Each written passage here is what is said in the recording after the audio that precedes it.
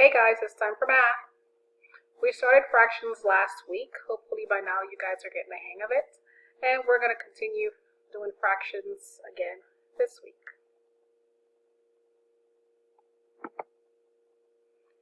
You will need your journal or paper and pencil. So if you do not have that with you, go ahead and pause the video and then come back.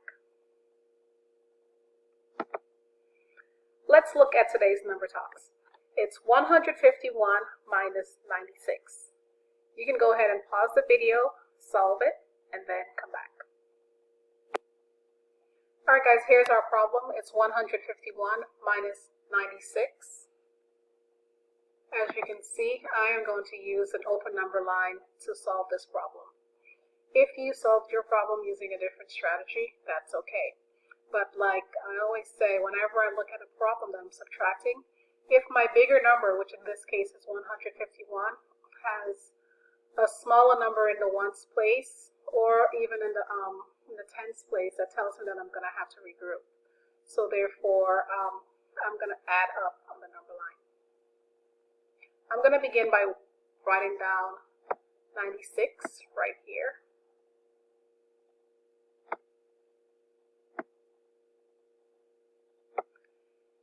And 151 right here, because I'm adding up to 151.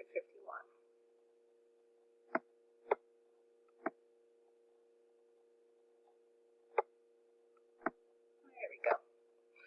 Alright, right away I look at 96 and I know that it's only 4 numbers away from 100. And I remember that when we learned about making tens, I remember that 6 plus 4 equals 10. So I am going to add 4 to 96, my arrow to show that I'm adding up, plus 4,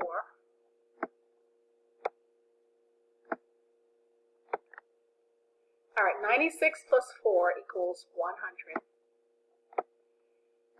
Now I have a friendly number here, and it makes it so much easier to add.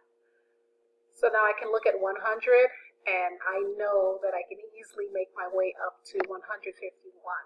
The first thing I'm going to do is make a big jump. I'm going to add 50. So this is plus 50.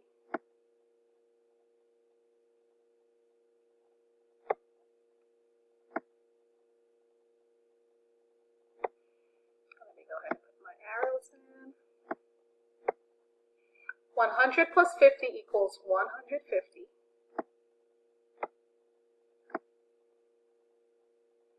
And I'm pretty sure by now you can see the light at the end of the tunnel.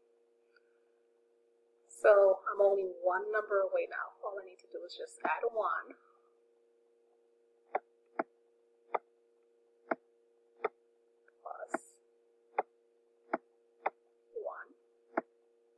And that gives me 151. But I'm not done yet. Now I have just one more step. All I've got to do is add my jumps. I know right away that 4 plus 1 equals 5. And 5 plus 50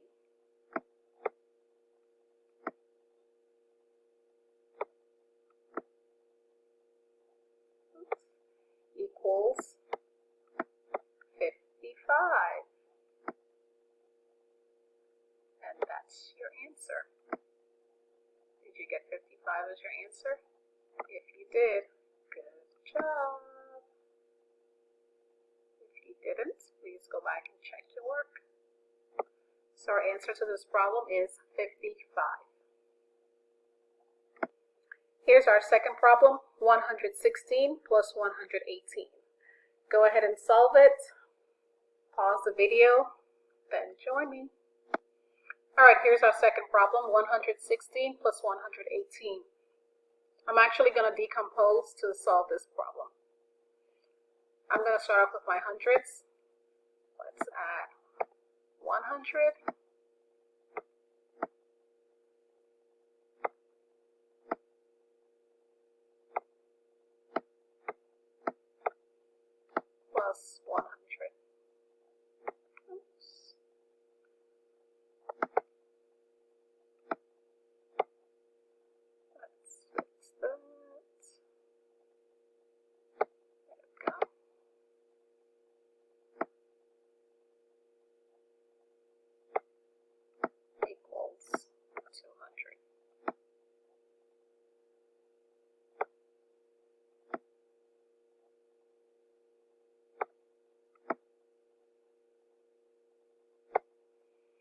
Now I'm going to add my tens. We have 10 over here and 1 10 over here. 10 plus 10 equals 3.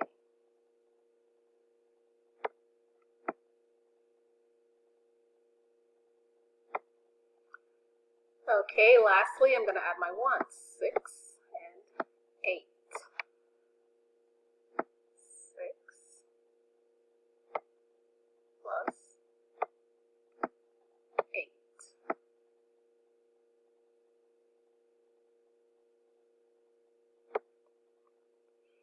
I know that 6 plus 6 equals 12, and I know that 8 is 2 away from 6, so therefore 6 plus 8 equals 14.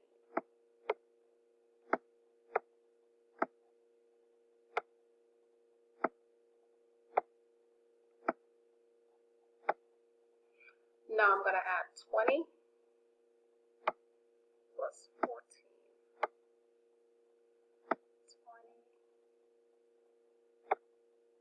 plus 14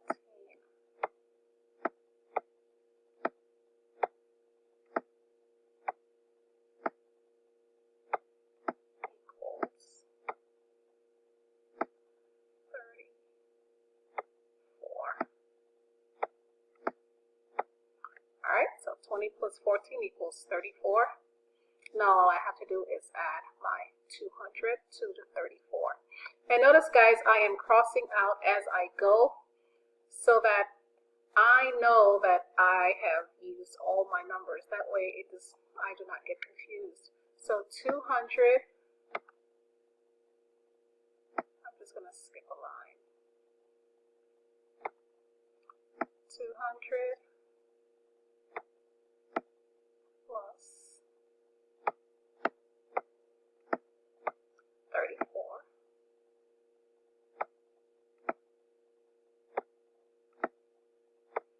equals 234. If you got 234 as your answer, you are absolutely correct. Good job. If you didn't, please check your work. Alright guys, good job. Here's our learning target for today. I can partition circles and rectangles into 2, 3, or 4 equal shares.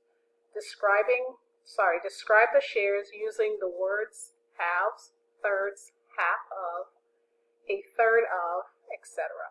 And describe the whole as 2 halves, 3 thirds, 4 fourths. Recognize that equal shares of identical wholes need not have the same shape. Alright, I know that's kind of long, but we're going to be breaking it down as we go on throughout the week. Here's our I do for today. Here we have a triangle. Kind of looks 3D by the way it's partitioned, but let's look at the parts. Into how many parts was this triangle partitioned? Right away, I can see that it has 1, 2, 3 equal parts. So over here, you would say 3. What is the fraction name for each part?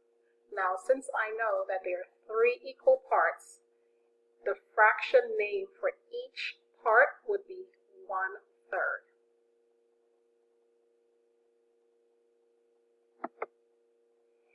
Okay, now here's our we do. Go ahead and pause the video and see if you can answer these questions without me, and then I'll be right back.